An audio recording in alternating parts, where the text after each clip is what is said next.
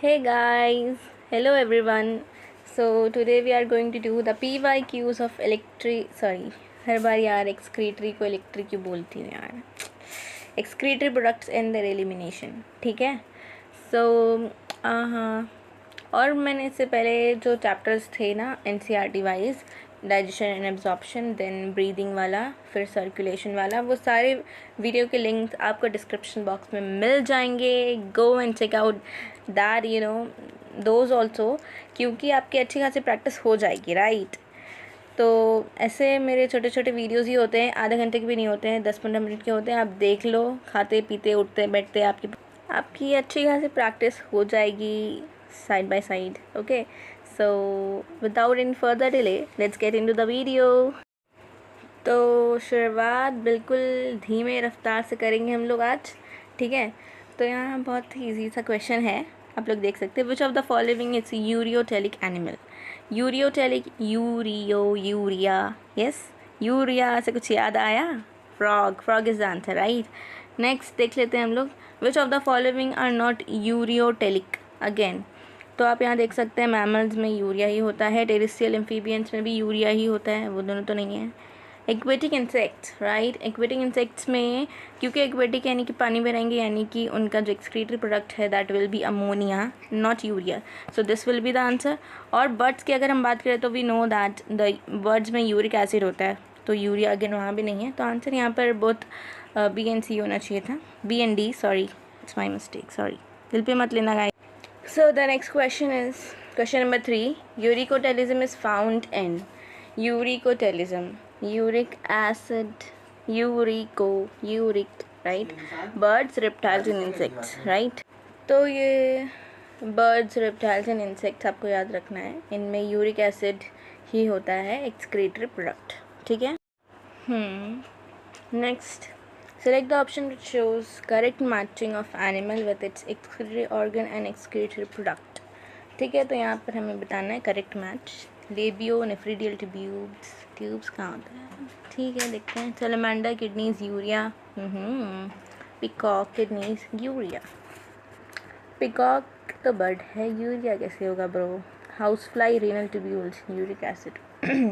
मेरे ख्याल से B is most correct amongst them. Salamander kidneys urea बिल्कुल सही है. Salamander is the juxtaglomerular apparatus is a special region formed by close spacement and cellular modifications in. तो ये बताया juxtaglomerular apparatus, टीचर्स ने बहुत बार बताया अपनी वीडियो में, याद तो अब तक हो ही गया होगा, राइट. juxtaglomerular apparatus बनता है एफरेंट आर्टीरियल और डीसीटी यानी कि डिस्टल कन्वोल्यूटेड ट्यूब्यूल से मिलके, ठीक है. तो afferent arterial and DCT will be the answer, C. तो जल्दी से करते हैं, ऐसे पिद्दी सवाल में हम ज़्यादा टाइम लगाएंगे नहीं, फटाफट करते हैं ना. हमारा भी रिविजन और आपका भी हो रहा है, बहुत अच्छी बात है. नेक्स्ट हम चलते हैं. The peritubular capillaries of an nephron arise from the. ठीक है, तो ये पेरीटिबुलर कैपिलरीज क्या होती है? जो एफरेंट आर्टीरियल आता है, फिर ग्लोमेरुलस जाला बन जाता है, फिर ईफरेंट वाला निकलता है, फिर उससे जो वासा रेक्टा निकलता है. So these all are peritubular capillaries. वहाँ से ईफरेंट आर्टीरियल से निकलता है. उसके बाद ये जितने ये जो ट्यूब है ना, ये पूरा which is called peritubular capillaries, ठीक है. तो answer here should be the efferent arterial, ठीक है. Option number B. What is the function of Bowman's capsule and glomerulus? So we all know that के function उनका क्या है? Filtration of blood. Option number A. Next, volume of urine is regulated by. तो urine का volume aldosterone and ADH, right. Option number D. देखो guys, मुझे तो ये सब आता है इसलिए इतना फटाफट हो रहा है, लेकिन अगर आपको ज़रा भी डाउट रहता है ना तो कमेंट करो मुझे, मैं एक्सप्लेन कर दूँगी जो भी डाउट रहा, क्लियर कर, क्योंकि यहाँ मैं प्रैक्टिस करा रही हूँ, ठीक है. Not going to explain the whole things. इसमें काफ़ी स्टूडेंट्स का भी टाइम वेस्ट होगा जिनको पहले से ये आता है, ठीक है. तो अगर आप लोग को डाउट है तो मुझे बोलो, मैं एक्सप्लेन करूँगी. अदरवाइज़ हम जल्दी सारा कंप्लीट कर देते हैं हम लोग. क्वेश्चन नंबर 9, ठीक है. विच of the following statements is correct. तो यहाँ पर देखो, ऐसे ऑप्शन देख के आपको नहीं लग रहा है तो ये टॉपिक बहुत ही ज़्यादा कंसेप्चुअल है। यहाँ पर अगर मुझे एक्सप्लेन करना पड़ा तो मैं करूँगी क्वेश्चन में भी, क्योंकि इट्स नीडेड, राइट। कंसेप्ट को हम जितनी ज़्यादा बार रिवाइज़ करेंगे उतना ज़्यादा हमारा कंसेप्ट बिल्डअप होता जाएगा, स्ट्रॉन्ग होगा और हम भूलेंगे नहीं, ठीक है। तो ये क्वेश्चन करेंगे। इससे पहले मैं काउंटर करंट वाला मैकेनिज्म थोड़ा सा आप लोग को बताना चाहूँगी। तो उसमें क्या होता है, जो लूप ऑफ हेनले होता है उसका ही सब कमाल है। तो descending limb of loop of Henley में जब वो नीचे जाता है तो उसमें पानी आता जाता है और उसकी स्मॉलैरिटी बढ़ती जाती है धीरे धीरे। हमने देखा है, जो सीरियसली पढ़ते हैं ना बच्चे वो पक्का से रिलेट कर पा रहे होंगे मुझे, है ना। फिर नीचे आते आते एक मैक्स पॉइंट पे आ जाता है एकदम, उसके बाद वो असेंडिंग वाला स्टार्ट होने वाला होता है। तो वहाँ पर जो टिप पे आ जाता है तब उसकी ऑस्मोलैरिटी होती है 1200 milliosmol, and this is the maximum, right. फिर इसके बाद जैसे जैसे वो ऊपर जाता है ऑस्मोलैरिटी जो होती है वो कम होती जाती है, क्योंकि उसमें सॉल्ट आता जाता है, ठीक है। तो जब वो नीचे जा रहा है यानी कि डिसेंडिंग लिम्प ऑफ हेनले में उसकी ऑस्मोलैरिटी बढ़ रही है यानी कि परमिएबल टू वाटर होगा, ठीक है। अब ये लाइन, क्योंकि वो नीचे जा रहा है और वहाँ पानी बढ़ रहा है, मतलब ऑस्मोलैरिटी बढ़ रही है, तो वहाँ पर this is permeable to water, descending limb is permeable to water है और ascending limb permeable to electrolytes है, ठीक है बच्चों। तो यहाँ पर देख लो। अब तुम लोग को मैं थोड़ा टाइम दे रही हूँ, वीडियो को पॉज करो, खुद से एक बार ट्राई करो इस आंसर को, ठीक है, इस क्वेश्चन को। तो देख लो आप स्टेटमेंट्स देखो। The descending limb of loop of Henle is impermeable to water, एकदम गलत है। अभी हमने देखा डिसेंडिंग लिम्प जो होगा वो परमिएबल होगा, right. Ascending limb is permeable to water, नहीं, एकदम गलत। असेंडिंग वाला परमिएबल टू इलेक्ट्रोलाइट्स होता है, descending is permeable to electrolytes, no. Ascending limb of loop of Henle is impermeable to water, this is the statement, right. Ascending वाला impermeable to water होता है क्योंकि परमिएबल टू इलेक्ट्रोलाइट्स होता है, एकदम सही है। So option number D, right. The part of nephron involve in active reabsorption of sodium is active reabsorption of sodium, PCT, है ना बच्चों, वो simple, right. Proximal convoluted tubule. Human urine is usually acidic because, देखो यहाँ पर अब पूछा है human urine is usually acidic क्यों होता है, right. So hydrogen ions are actively secreted into the filtrate is the answer, ठीक है। तो यहाँ पर देखो किड्स, ऐसा है कि ऐसे हम कैसे भी कोई भी आंसर नहीं सेलेक्ट कर सकते, हमको बहुत ही अप्रोप्रिएट आंसर सेलेक्ट करना पड़ता है। तुम ऑप्शंस पढ़ोगे ABCD, तुमको लगेगा ये तो सारे आंसर्स लगे, इसलिए कहते हैं कि बार बार multiple revision is very needed, right. बार बार आप पढ़ेंगे NCERT तो आपके दिमाग में वही होगा और फिर जैसे आप देखेंगे ऑप्शन में आपको क्लिक हो जाएगा कि हाँ this is the answer. Okay, mark the wrong match, यहाँ पर बताना है, ठीक है, wrong match. Bowman's capsule glomerular filtration सही है। DCT absorption of glucose. Henle's loop concentration of urine, ठीक है। PCT absorption of Na+ and K+ ठीक है। तो मुझे ऐसा लग रहा है the answer should be B, DCT वहाँ पर PCT होता तो ज़्यादा अप्रोप्रिएट होता, राइट। एब्जॉर्प्शन ऑफ ग्लूकोज नहीं होगा, DCT is the answer, right. तो अब नेक्स्ट चलते हैं 13 पे। The maximum amount of electrolytes in water 70 to 80% from the glomerular filtrate is reabsorbed in which part of the nephron. तो यहाँ पर मैक्सिमम रीअब्जॉर्प्शन से आपको हमेशा याद रखना है PCT में होगा maximum reabsorption electrolytes in water का, okay guys. So the answer is option number C. So the next question is this, juxtaglomerular apparatus is made up of, ठीक है। ऐसा कोई आंसर सेलेक्ट करना बच्चों जो सही में लगे कि आंसर है, ठीक है, ऐसा कुछ भी मत कर देना। तो यहाँ पर देखो ऑप्शन A juxtaglomerular सेल, ठीक है, macula densa and lacis cell. juxtaglomerular cell Purkinje cell कैसे होगा यहाँ पर यार, वो तो हार्ट में होता है, राइट। तो ये तो नहीं होगा, कट गया। juxtaglomerular सेल लेकिस मायो एपिथेलियल सेल, ठीक है, ये सब नहीं होता है, देखते हैं। juxtaglomerular cell macula densa and argentaffin cells. Argentaffin cells यहाँ नहीं होगा, डाइजेस्टिव सिस्टम में होता है। मेक्यूला डेंसा होता है यहाँ पर, ठीक है, मानती हूँ मैं। सो थोड़ा कॉमन सेंस लगा के आंसर देने की कोशिश करना। यहाँ पर मुझे लग रहा है option number A, right. Option number A is the answer, मुझे लग रहा है वही आंसर भी है। चलो अब नेक्स्ट देखते हैं question number 15। Which of the following factors is responsible for the formation of concentrated urine? Concentrated urine, okay.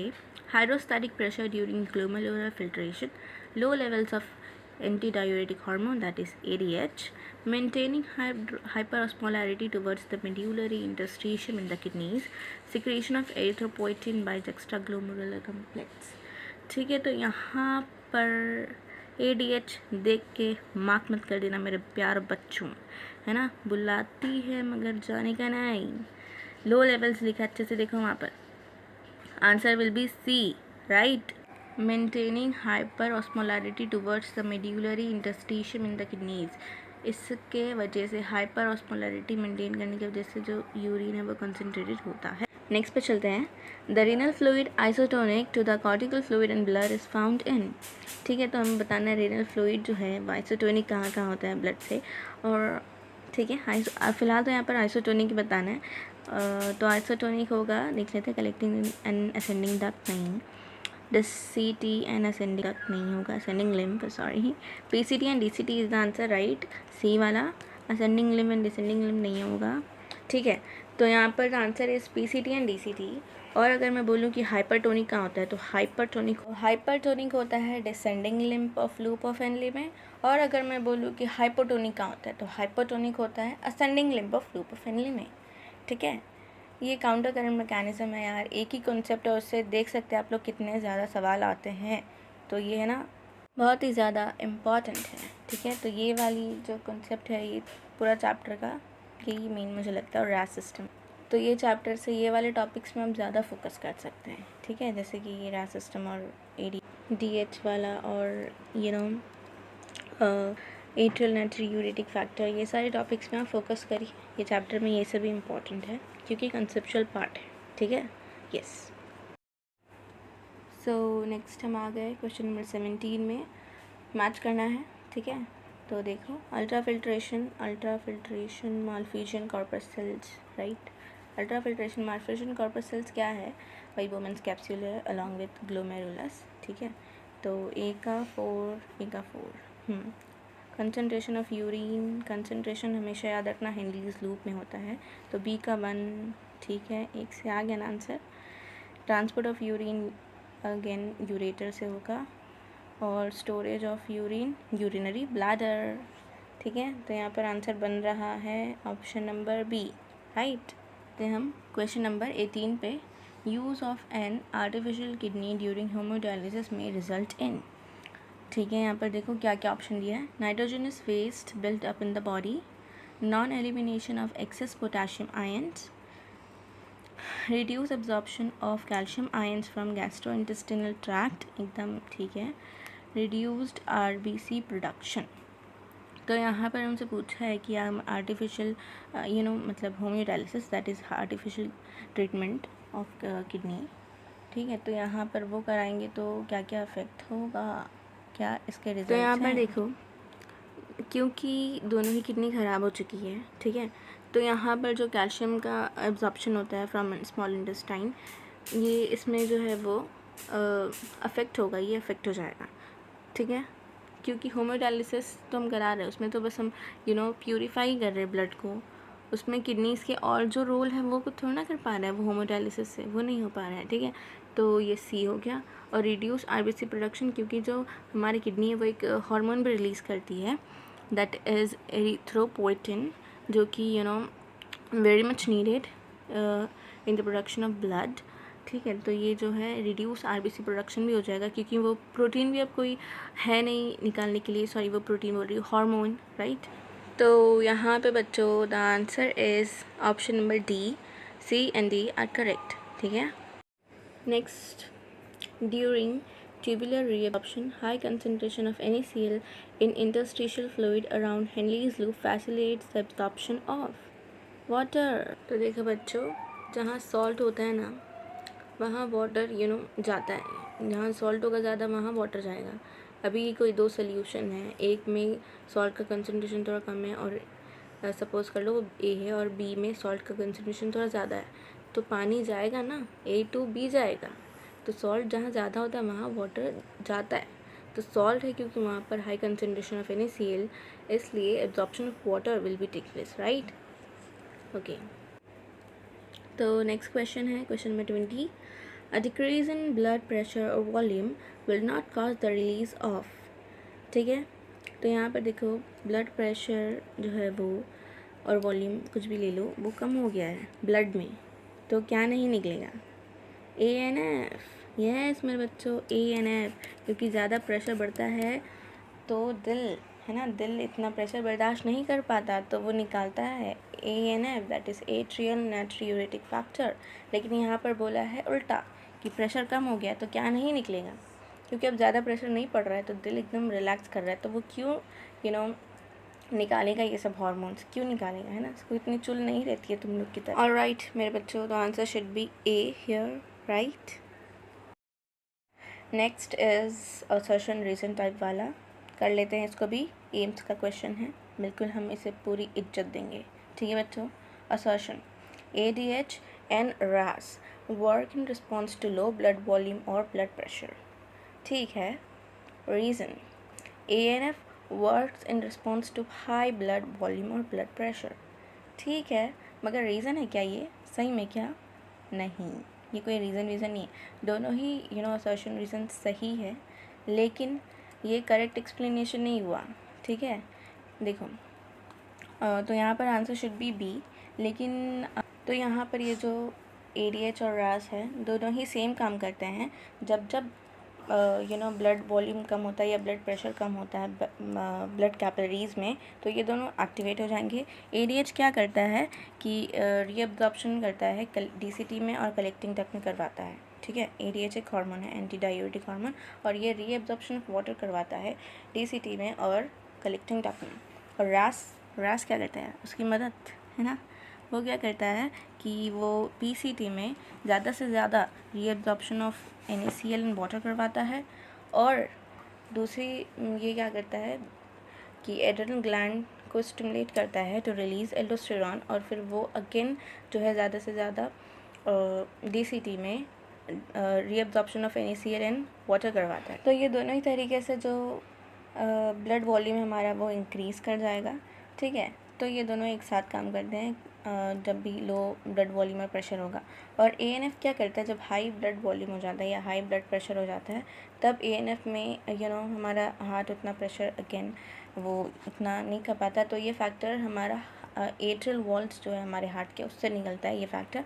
और ये फैक्टर क्या करता है कि ये रिलीज़ ऑफ दीज थिंग्स ये सब बंद करवाता है, ये बेसिकली नेगेटिव फीडबैक भेजता है RAS सिस्टम में, ठीक है। तो ये जो हमारा इतना प्रेशर नॉर्मलाइज करता है फिर से, ठीक है।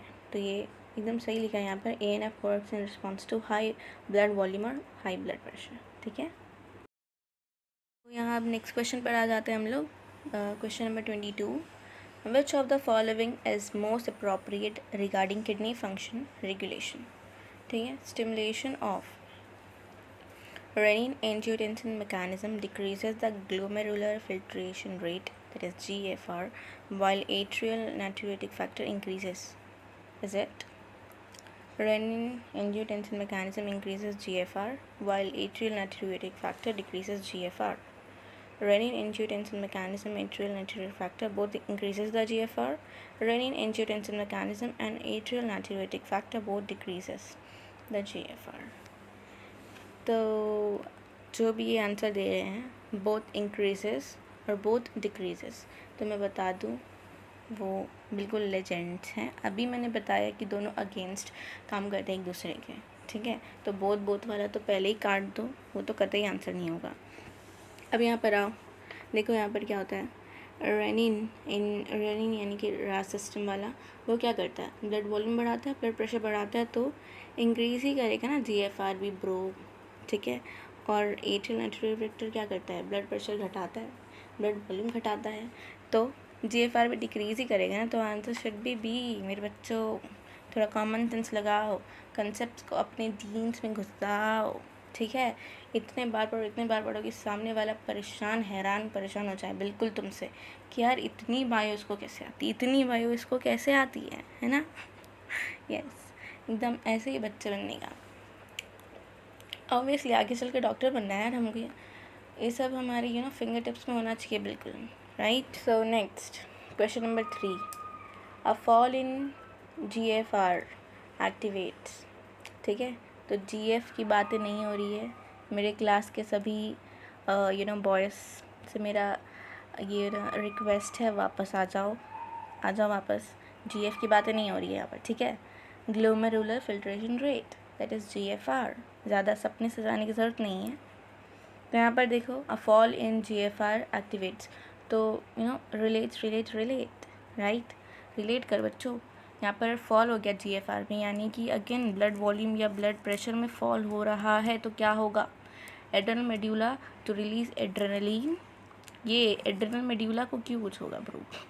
Juxta glomerular cells to release renin. Posterior pituitary to release vasopressin. Adrenal cortex to release aldosterone. ठीक है, तो यहाँ पर the answer is B, juxtaglomerular cells to release renin. ठीक है, फॉल अगर होता है GFR में तो जब भी ग्लोमेरुलर फिल्ट्रेशन रेट GFR में कोई फॉल होगा तो रैस सिस्टम एक्टिवेट हो जाता है। हमें पता ना RAS system how it works. Revise करते रहो, कंसेप्ट बहुत ज़्यादा इंपॉर्टेंट है ये, इससे बहुत भर भर के क्वेश्चन आते हैं। हम आ गए क्वेश्चन नंबर 24 पे। ठीक है, विच of the following causes an increase in sodium reabsorption in the distal convoluted tubule. ठीक है, तो यहाँ पर DCT की बात की है मेरे बच्चों, ध्यान में रखना। Increase in aldosterone levels, increase in ADH hormone levels, decrease in aldosterone levels, decrease in ADH hormone levels. तो यहाँ पर सिर्फ और सिर्फ DCT की बात की है, नहीं ऐसा नहीं बोला है कि DCT है एंड कलेक्टिंग डक्ट, ऐसा नहीं बोला है। ठीक है, तो हम भी ADH को कतई भाव नहीं देंगे।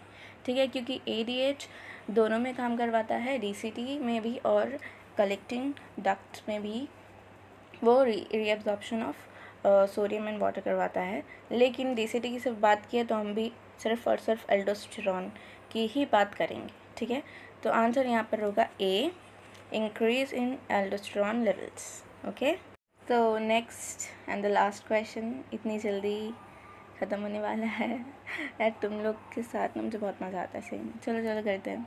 The yellow colour of normal urine is due to, यार ये क्या पिद्दी सवाल आ गया लास्ट में है ना। लेकिन ये पिद्दी सवाल देखो अभी कैसे खेल जाएगा। तुम लोग आंसर बताओ क्या तुम लोग सोच रहे हो बिलीरुबिन या बिलीवर्डिन? तो मैं बता दूँ कतई गलत है ये। यूरोक्रोम, यूरिन का येलो या पेल येलो कलर जो होता है that is due to urochrome. और जब पूछेंगे स्टूल्स का कलर, है ना, जब तुम जाते हो है ना लंबे समय के लिए, तो स्टूल्स का जब पूछेंगे तब this can be answer bilirubin और बिलीवर्डिन। तो ये याद रखना, जब यूरिन का कलर पूछेंगे तब आंसर शुड बी यूरोक्रोम, और जब स्टूल्स के विद रिस्पेक्ट टू पूछ रहे होंगे तो बिलीरुबिन होता है मोस्ट जनरली, या बिलीवर्डिन है, दोनों में से कोई भी ऑप्शन में है तो वो मार्क कर देना, दोनों है तो बोथ कर देना। ठीक है मेरे बच्चों, तो आज के लिए बस इतना ही बच्चों मैं जा रही हूँ। ठीक है, तुम लोग मुझे बहुत याद आओगे, तो लाइक सब्सक्राइब और शेयर ज़रूर करें मेरे वीडियोस को। और मैं और मेहनत करके वीडियो क्वालिटी पे वर्क करूँगी। ठीक